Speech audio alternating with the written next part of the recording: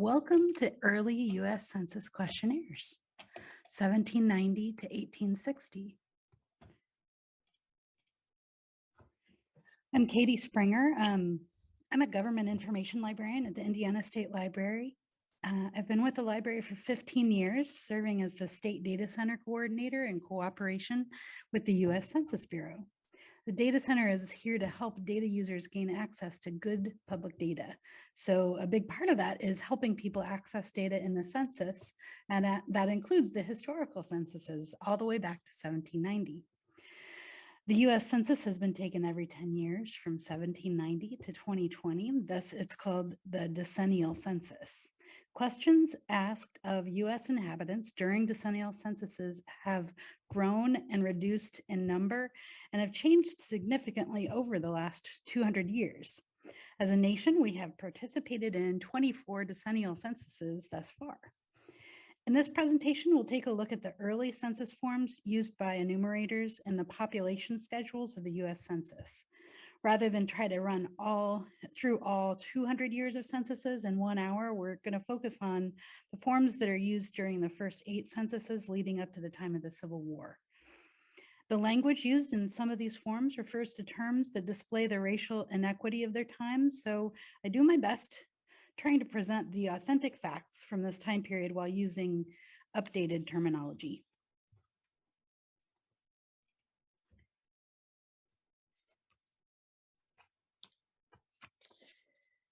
So this screen shows a screenshot of the Virginia muster. Censuses have been taken in the US since colonial times. This is the Virginia census of 1624 taken in Jamestown, which was also called the Virginia muster. This counted the population of the entire colony, including enslaved persons, along with buildings, food, boats, ammunition, or on this slide, it's called munitions. This is the muster image from a 1900 issue of the Virginia Magazine of History and Biography. Within that buildings category, you can see the arrow I've put there. There are 3 words.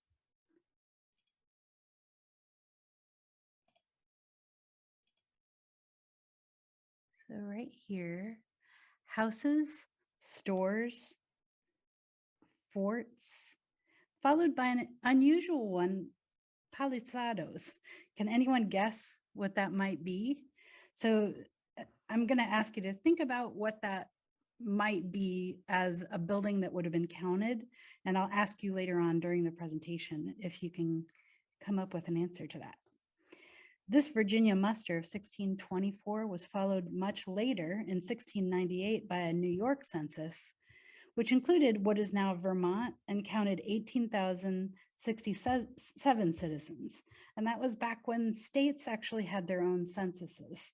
Soon after that, there were censuses in the colonies of Rhode Island, Maryland, New Jersey, Connecticut, Massachusetts, and New Hampshire, many of which included the numbers of enslaved persons and Native Americans in addition to heads of households.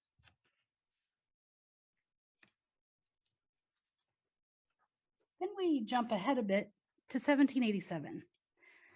The Constitutional Convention and the framers of the US Constitution included one section of the document that provided for an enumeration of all inhabitants of the new country, with the ideas of representative government and taxation in mind. This count would serve as a basis for the apportionment of US House of Representatives among the states and enable the US government to tax on the basis of population. Hence, the first official US Census was taken in 1790, in accordance with Article 1 of the US Constitution. The fractional count for enslaved persons, 3/5 mentioned here, was eventually removed by the 14th Amendment, which was ratified in 1868 after the Civil War ended. It wasn't until 1940 that it was decided Native Americans were classed as not taxed. Still, the Constitution provided that enumerations take place every 10 years. This remains the case today. Of course, the responsibility for a count of the entire US population has changed hands over time. On March 1, 1790, the U.S. Census was authorized when President George Washington signed the Census Act of 1790. It gave U.S. Marshals the job as enumerators, and it put Thomas Jefferson, then Secretary of State, in charge of the census.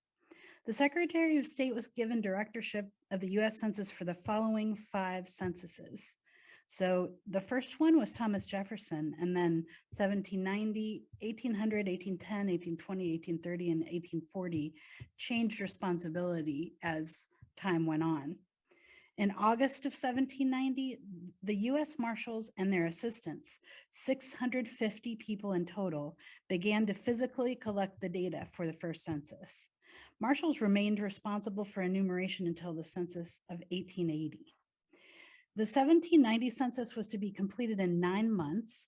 It was taken in the original 13 states and the districts of Kentucky, Maine, Vermont, and the Southwest Territory, which was Tennessee.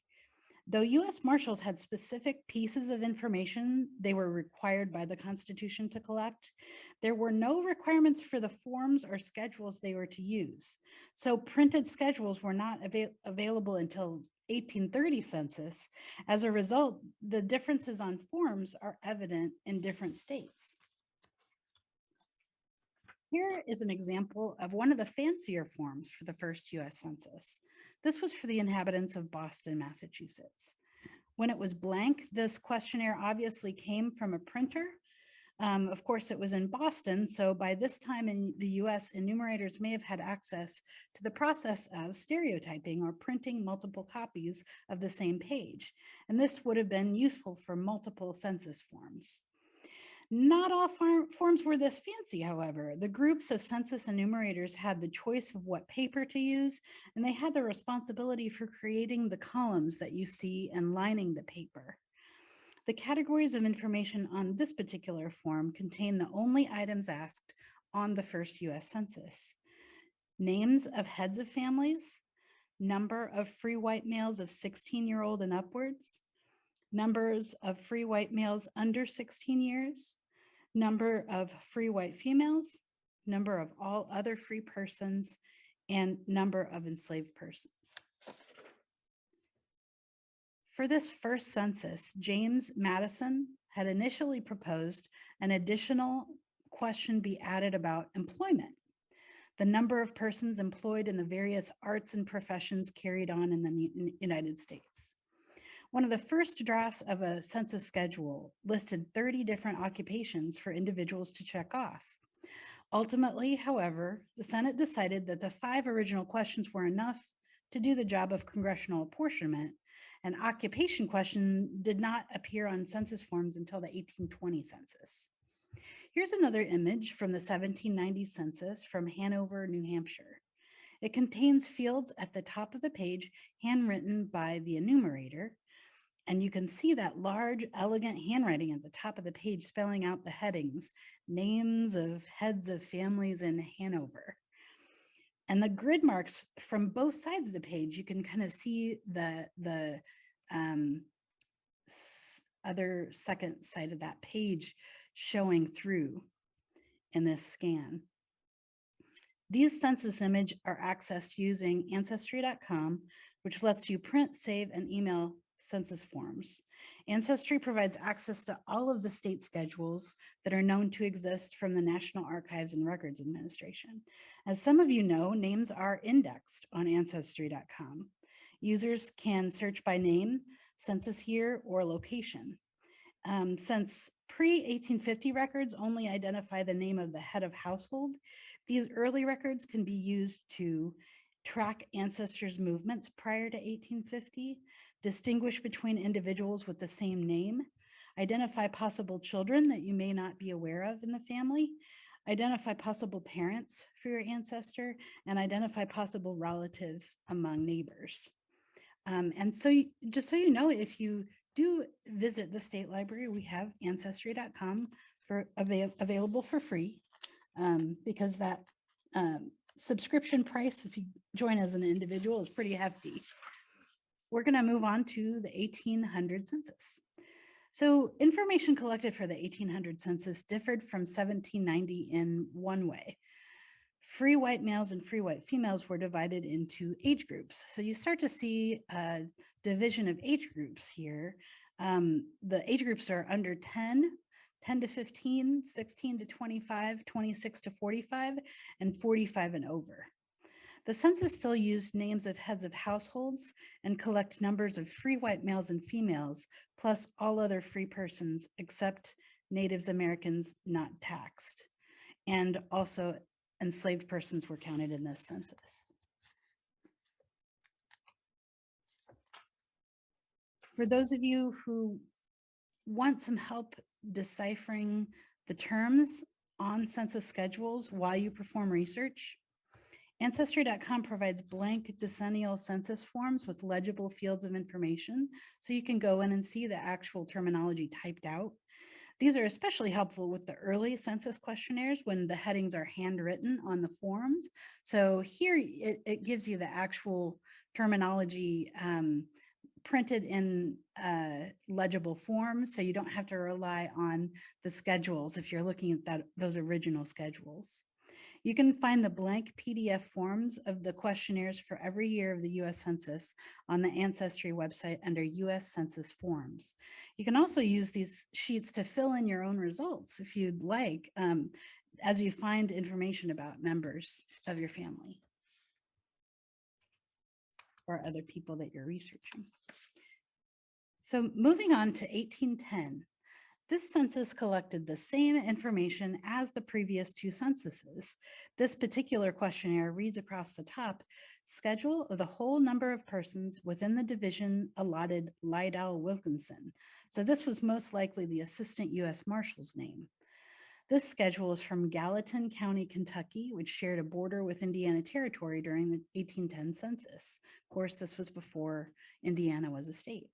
Under the first column, names of counties and towns, the first line reads Port William for this town.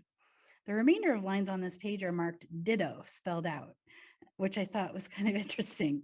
At the bottom of this page, the enumerator used additional lines on this sheet to calculate county and town totals. So you can see some of those numbers actually on the bottom of this sheet. Total in Gallatin County, exclusive of towns, it says. Total in Port William, total in Prestonville, and whole number of persons. In the Indiana Territory, the 1810 census was taken in 4 of the counties, Dearborn, Clark, Harrison, and Knox. So we have numbers for some of the counties before we were even a state. According to the returns, the Secretary of the Territory, John Gibson, reported 24,520 people in total in Indiana, including 237 enslaved persons. Before we move on to the 1820 questionnaire, does anyone have a guess for the Virginia muster question? What was a palizado? If you do, you can put it in chat. If anybody has a guess.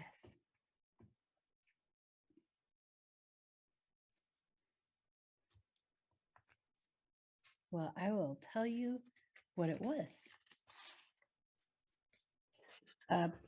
Palizado was an early name for a palisade. So you've heard of maybe Palisades Park in California. A palisade was a densely built wooden fence or a wall that was used to provide protection against enemies. Here is an image of a palisado fence from a Celtic village at St. Fagan's Open Air National Museum in Wales.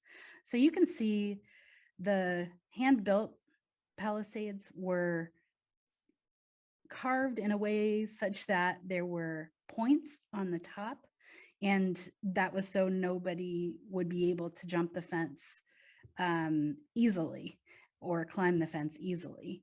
And there are lots of different versions of this kind of structure, but you'll also notice that some of the iron fences that you might see around today are based on that same similar design with a structure that has a point at the top so that it makes it harder for somebody to jump the fence. By 1820, Indiana had reached statehood back in 1816. So census schedules exist for several counties in Indiana. This image is from Delaware County, Flat Rock Parish in Indiana. This census was the first to include information on occupation, which is kind of exciting for a census researcher like me because it does give just a little bit of more detail about what people were doing for work um, back then, and it gives us evidence for all of the different things that people were employed in. So it asked for the number of people engaged in agriculture, commerce, and manufacturing. In addition, it collected information on naturalization between free white females and agriculture. These columns here, there's a column that reads foreigners not naturalized.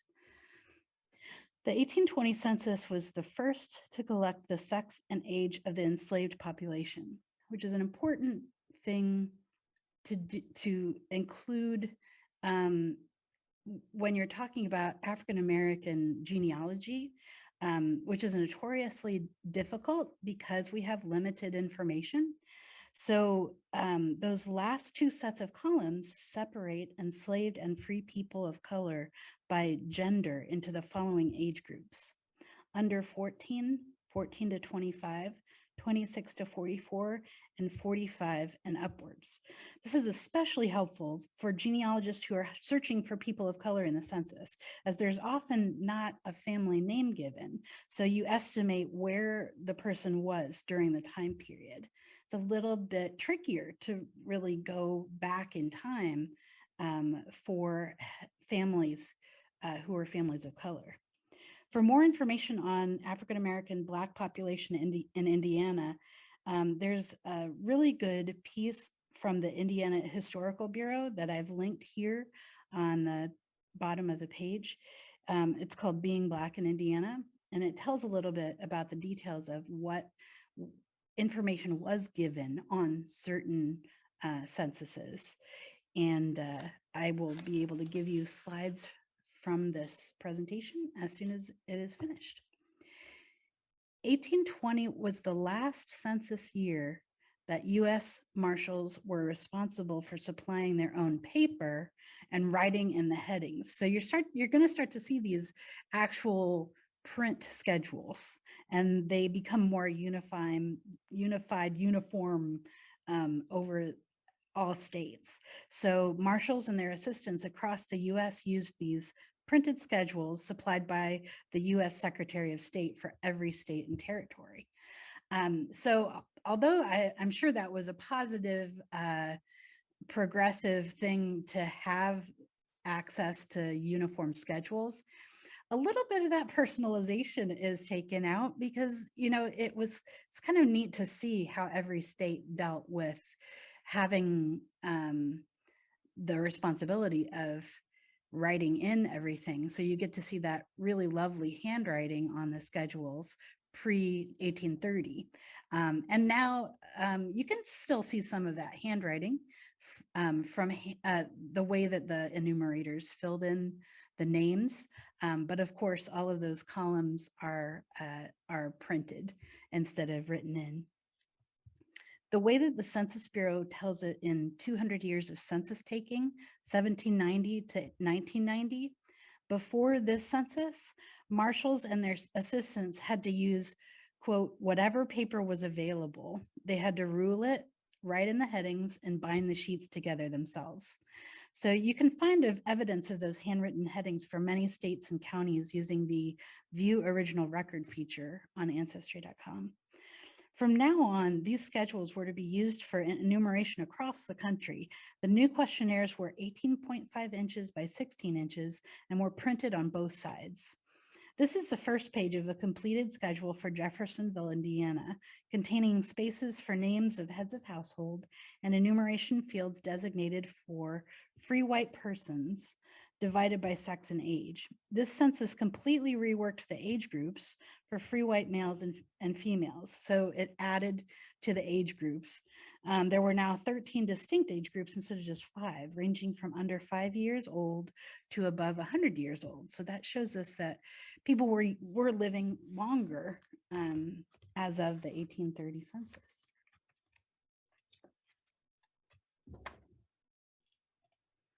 This is the opposite side of a completed 1830 schedule from Charlestown, Indiana. It contains fields for enslaved persons and free people of color divided by sex and age, and added a few more questions. The new 1830 uniform schedule omitted the occupations question, but the age groups for enslaved persons and free people of color were expanded to include 6 different groupings instead of 4. Most notable on the 1830 questionnaire was the section for denoting number of blind and deaf individuals of 3 different age groups in the household. So the 1830 census was the very first census to collect information on handicap or disability status. This form also holds a column for unnaturalized residents of the US. In 1840, the questions asked on the census were expanded with 80 columns in all for each household to answer. As in previous years, names of heads of households were included, as well as counts of free white persons, free people of color, and enslaved persons. These columns were divided by gender with 13 different age groups for free whites and 6 for enslaved persons. The second page of the questionnaire, like this one from Anderson, Indiana, contained many additional questions that were asked of households during the census. An expanded employment question appeared for the number of persons in each family employed in mining, agriculture, commerce, manufactures and trades, navigation of the ocean, navigation of canals, lakes, and rivers, or learned professionals and engineers. Also included was a column for the names and ages of pensioners for revolutionary or military services. So that provides an aspect of a record that is often sought at for additional details. That pensioner card or a revolutionary or military service record might exist for some of these families. Adding to the individuals who are deaf and blind, the 1840 census denoted mental illness and whether persons were cared for privately or publicly. Then new columns appeared under a schools heading, the number of universities and colleges and the number of students, academies and grammar schools and number of scholars, and primary and common schools and number of scholars. So this is the first census you start to see some of the education data show up. Lastly was the first literacy related question to appear on a census questionnaire. So this is significant because we still get lots of questions on literacy, and the way literacy has been defined and has been collected, the data has been collected, has really changed over the years. But this 1840 census was the very first one to ask a literacy question. By the census of 1850, the US Census Board had been created.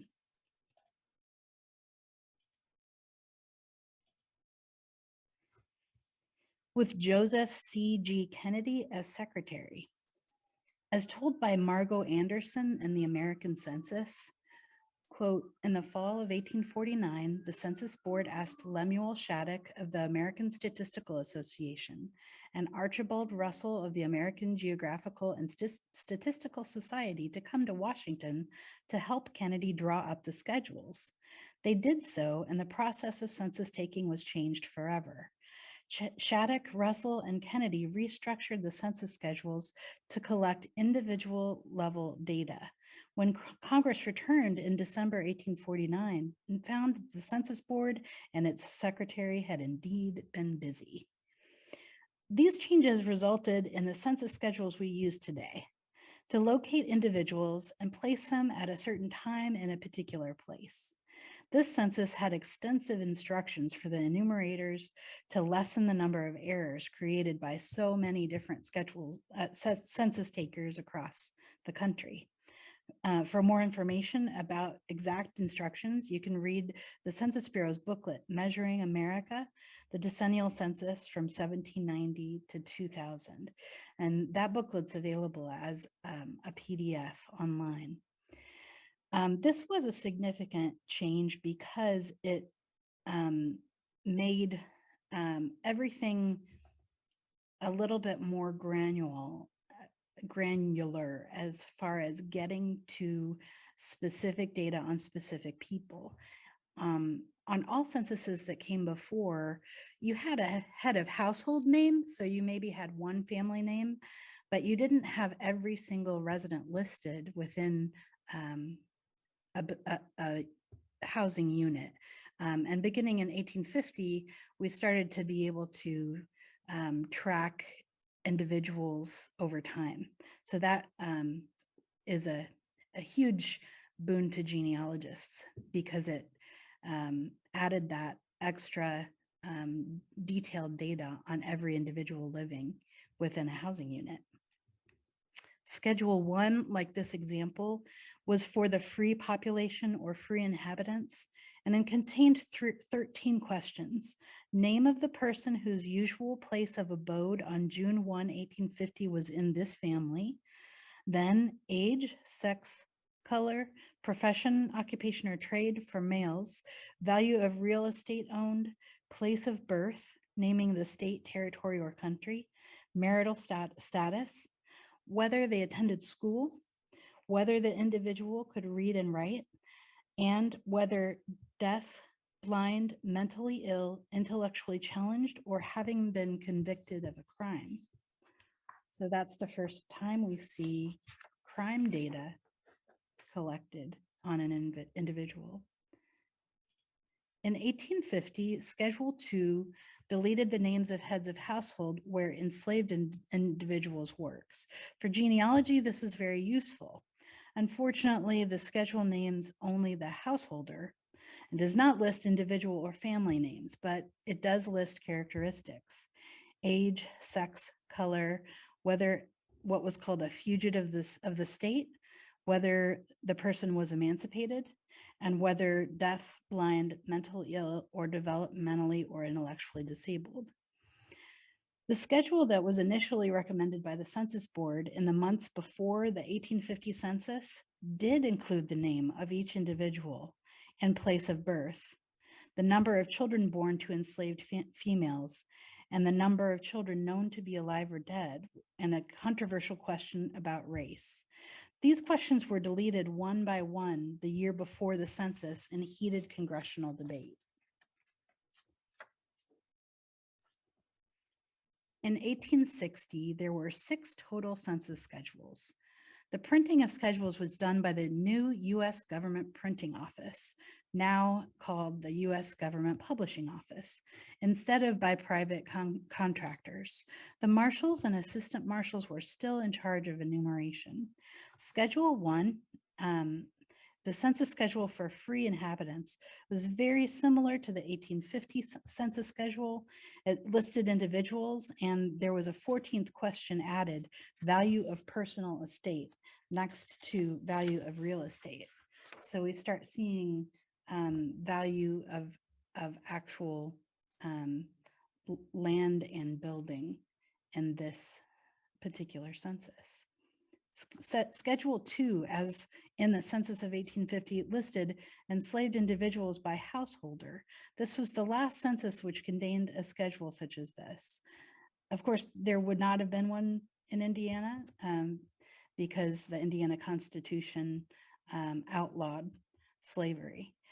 But in other states, it was still present.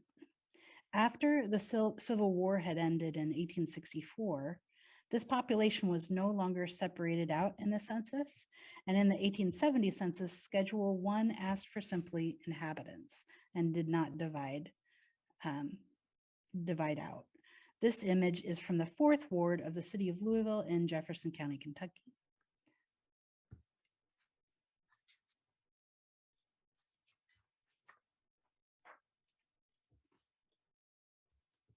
So in conclusion, I wanted to direct you to an article on the web about pre-1850 census records and the index to the questions for 1790 to 2020. The Census Bureau website also has an index to US Census questions for every single decennial census. So the questionnaires, you can go through and look at every single question that's been asked. If you need to if you need me to email you any of these links, I can, but of course you're going to get this slide, so you'll be able to link to these. This is a list of resources that were useful in putting together this presentation. And most of these are available in PDF online. Some of these are books that are at the state library. So if you'd like to visit the library and look at these, we also have a larger resource list of census materials. On the state library's website, you'll find resource lists divided out for African American topics, Native American topics, and a couple of other subject lists, so that you can go through our resources at the state library and not have to just blindly search the catalog. So I'm going to take any questions from anybody that has any questions, and I'll do my best to answer them now. But of course, you can always contact me at the State Data Center at the State Library. And that goes for any questions about the presentation or any questions at all that you have about data that you're looking for, census data, and any other data. We say that if you've got a numerical question, you can call the State Data Center and we'll help you with any data and statistics questions. So did anybody have any questions on the presentation? Feel free to type it into the chat box. Hello, Katie. This is Jill. Hi. I had one question here. Somebody wanted to know why it was important for them to count the Palisades in the Virginia census. Yes, let's go back to that slide actually, because I thought it was the whole reason I brought it up was, you know, why did we even count this structure? It was kind of interesting. And my guess is that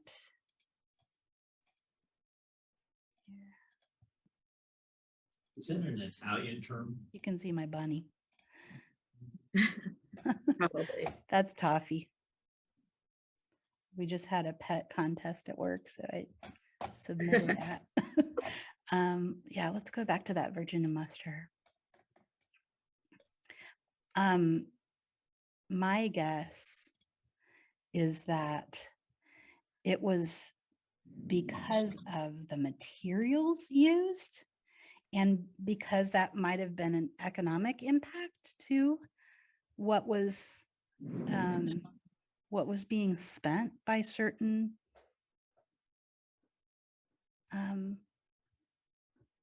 at a certain point, because it took a lot of lumber, a lot of labor.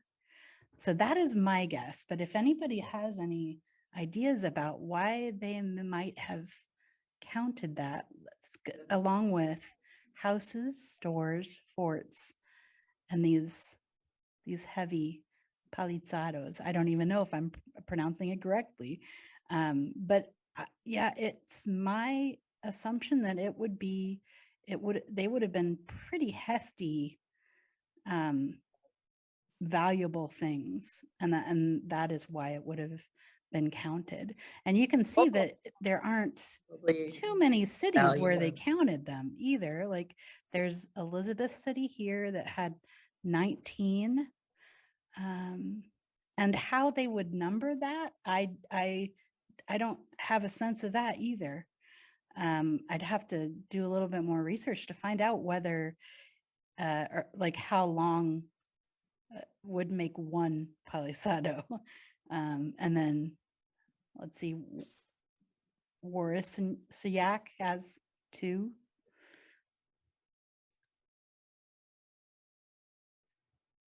I had a question. You mentioned in one census that like the free states didn't have the section to count slaves, but what about states like, I think it was Pennsylvania, where slavery wasn't allowed on paper, but in practice there were slaves? Yeah, the tricky thing about Indiana is that the census that happened after Indiana was a state. So the 1820 census did count enslaved persons, even though the Indiana Constitution of 1816 outlawed slavery. So there's a count, even though it was against the law. So I think there was still a lot of holdover from laws in certain states having it still be a practice, but the law, even though the law was there. So I think even now that we know that that happened in Indiana, I'm sure that happened in other states as well. But having it be counted was also iffy, because, for example, you said Pennsylvania, if it was in practice happening, it may or may not have been counted on the census. So the counts that we actually have, they may be lower than what was actually happening in practice. And I'm sure that there's more documentation other than the census that is at more of a local level in certain states. For example, the state censuses, some of those were also happening during the same time as the national census. And if this presentation only covered the national census, but there were some states that were still doing their own local level censuses. And I would think that the local documentation would be a bit more accurate in terms of what was actually happening in the state and what was in practice. Just because the national census is such a huge, an enormous task. I think the local level people would know more about what was in practice. Now, the national census is still the largest undertaking, mobilization of people besides the military. It's in peacetime, it's still the largest undertaking of any employed group of people. So when we're doing the census every 10 years, there's still enormous promotion put into it and a lot of effort, a lot of labor, a lot of preparation. We're still preparing for the 2030 census right now. So keep that in mind if you do have any interest in participating in this kind of history making, because I think being kind of a fan of the research, I've never actually done the counting. I did a lot of promotion, but didn't do a lot of counting one by one. And I think I'd kind of like to go door to door, just, having studied it for several years. It would be an interesting thing to do. Be one of the local counters, enumerators.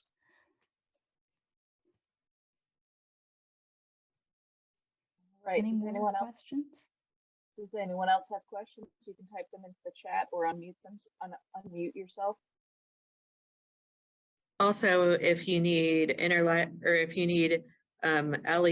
if you're a librarian, email me. I put my email address in the chat.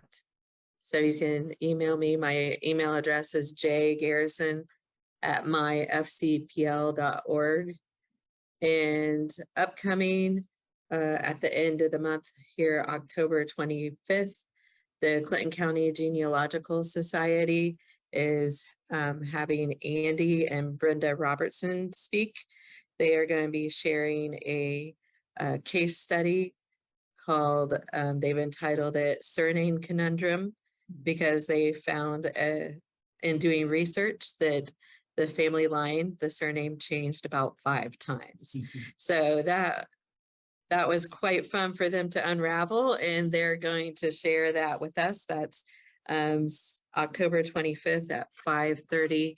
That program is free and open to the public, and we meet at the lower level meeting room in the Frankfort Community Public Library.